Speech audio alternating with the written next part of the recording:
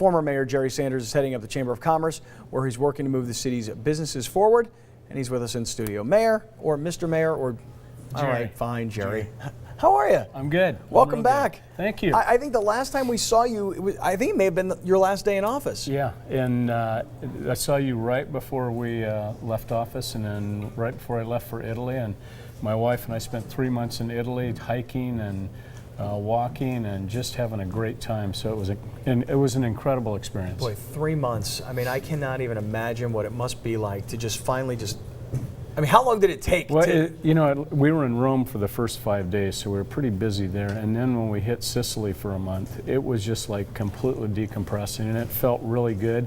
Met my wife again. It's been a while, huh? We really had a good time together. Yeah. We had a chance to really reconnect and to think about things and to talk. So it was just a great trip. We wouldn't have changed anything, so you feel pretty lucky to have a trip like that. And then you come home, and you got to jump right back into being the CEO now of the Chamber of Commerce. How's that going? Well, it's been great. Yeah. I'm learning a lot. I hadn't been in the business side of things, and the Chamber is a business representative for about 3,000 businesses in San Diego. So it's been a great transition. I've really enjoyed it, and we've got a great staff down there and just working real hard on making things happen. Do you find that people come to you like, Mayor Sanders, oh my God, there's a new mayor and he's taking the city in a whole different direction.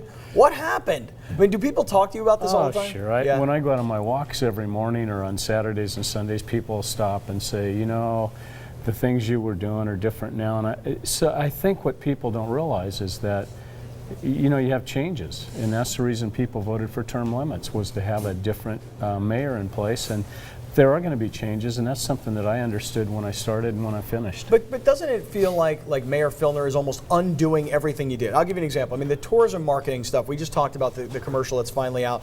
I mean, you had done everything that needed to be done. You're signing papers until the second you leave office, and for whatever reason, this one does not get signed, and he comes walking in and says, I don't like the way it works, and it's a bad deal for the city. I mean, almost all that hard work down the drain.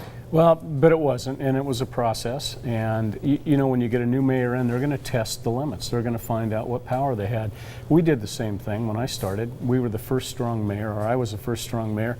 We didn't know what power we had, and we tested a lot of things. And I think Mayor Filner tested that. It didn't turn out real well.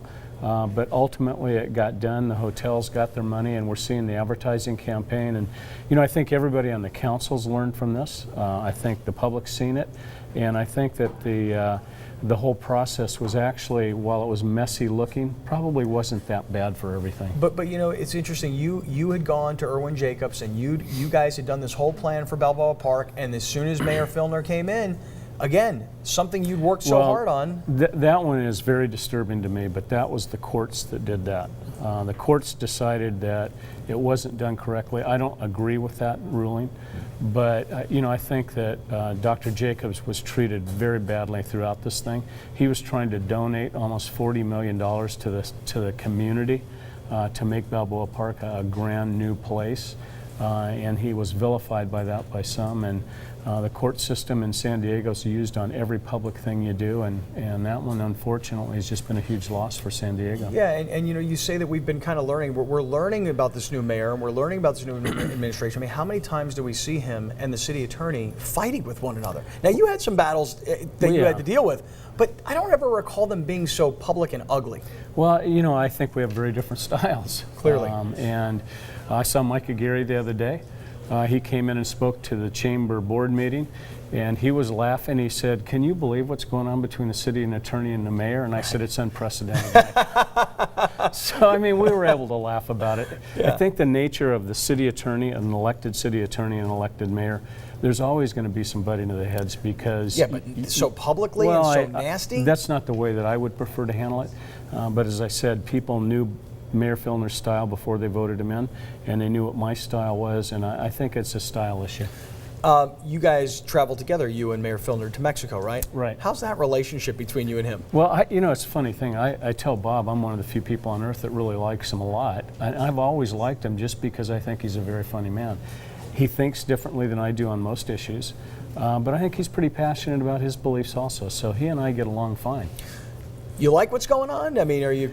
Well, I mean, it's not the way I would handle it. There's some things I think are very important. The convention center is still being pushed, and I think that's incredibly important. The new library will be done in September. The ribbon cutting's in September. We've seen a lot of those types of things. The Prop B, the pension issue, is still Big moving problem. forward. Yeah. So, you know, I think that things are going as well as could be expected from my perspective, but there's going to be tension from time to time. Right, that whole Prop B thing, there's still a lot of questions about what's going to happen with that. Right. And what kind of money it might cost the city, right? Well, it's going to cost in the short term. We knew that for the first 2 years, because when you shut a pension system down, you have to pay some upfront costs in a more expedited manner. After 2 years, the savings start immediately, and the savings will be between 1.2 and 2.1 billion dollars over the next 30 years. So the savings start in about 2015. All right, well, I'll just say, Jerry, thank you. Thank It's you. great to see you. I'm so glad that you were back in town.